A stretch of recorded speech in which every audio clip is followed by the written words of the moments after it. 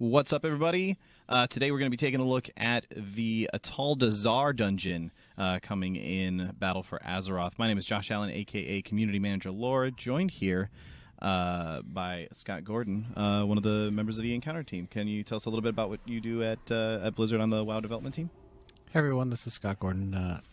I do a lot of the planning for dungeons and figuring out what the bosses are, and then provide oversight for what the abilities should be and stuff like that. Excellent. So, like we said, we're looking through the Atal Dazar dungeon here. Just looking at a group working their way through the dungeon. Obviously, occasionally standing in things. That's not ideal. Green stuff is bad in this dungeon. That's something I'm picking up on so far. Yep. So, what can you tell us a little bit about what we're going through here right now? Why are there skeletons and stuff around inside this dungeon? Sure. Atal Dazar is actually the resting place of the very first leader of the Zandalari Trolls. It's a very holy place. It's we refer to it as the City of Gold.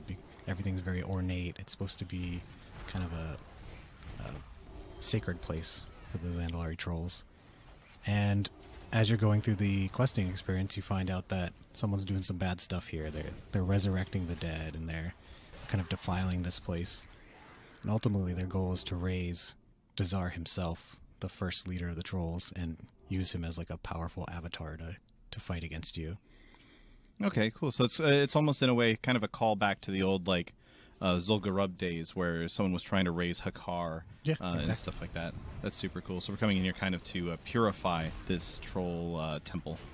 Yeah. So these berserker guys that you see here actually they were killed in the questing experience, and they were resurrected by the last boss of this part of the dungeon called Yasma, and they kind of have this decay that falls off of them, and it leaves the area denial on the ground that players have to avoid. Yeah, don't stand in the green stuff appears to be the order of business for this section of things. Yeah. And that guy is obviously knocking a whole lot of green stuff around. Now there's two of them, so excellent. Yep. We'll see how this group is able to handle that, I suppose. There's just going to be a lot on the ground. You actually see this in the boss too, so this is trying to teach you that green stuff is bad, in case you weren't aware of that already in World of Warcraft. Swirly green things, generally worth avoiding. Looks like they managed to get through that fairly well. And now we're on to the first boss. So this is Volkal, correct? Yep. So this is Volkal. You actually encounter him during the questing experience, and he's alive, and you kill him, and then Yasma's taken these little totems on the side there that kind of like are reanimating him and keeping him alive. So you actually can't kill him until those totems are killed. They're constantly healing him back to full every second. Okay, so that's why we're seeing them sort of running around and attacking these totems at the side, is because they actually need to take those out before they can attack him.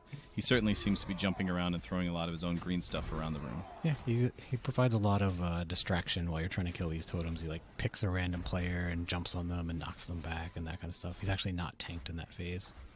Okay, so he's just sort of running around the entire time. Yeah. Looks like we moved on to a second phase now, and now he's spreading a lot of that sort of green ooze around to not stand in. Yep. So he's now that we've killed all the totems, he's decaying very rapidly, and this is the mechanic I was talking about during the trash. And you kind of have to use the play space smartly so that you have enough room to actually kill him without having to stand in it. Yeah, it doesn't look like that's really despawning, so yep. Kind of a race against the clock to be able to kill him before you run out of space.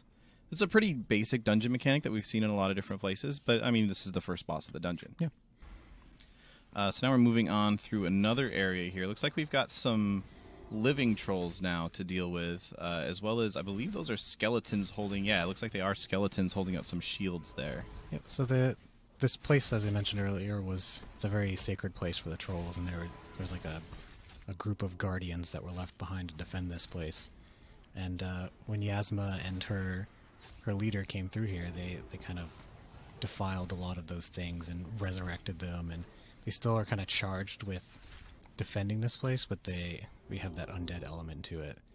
And as we progress through the dungeon here, we'll start to see that some of them are actually still alive, and they're trying to keep you out as well to avoid more of this bad stuff happening to the place. And of course, as a troll dungeon, we do have to have some dinosaurs as well as some fears in here. You can see the party getting feared around there for a second, and a bunch of little guys just chomping away at the tank, and occasionally it looks like chomping away at some party members as well. So something to keep track of there. We got a lot of new great models for the dinosaurs, so of course trolls and dinosaurs work together really well, and we wanted to showcase some of those new creatures. Yeah, and thinking about the art for a second, just looking at the architecture we're seeing in the background, this is some really, really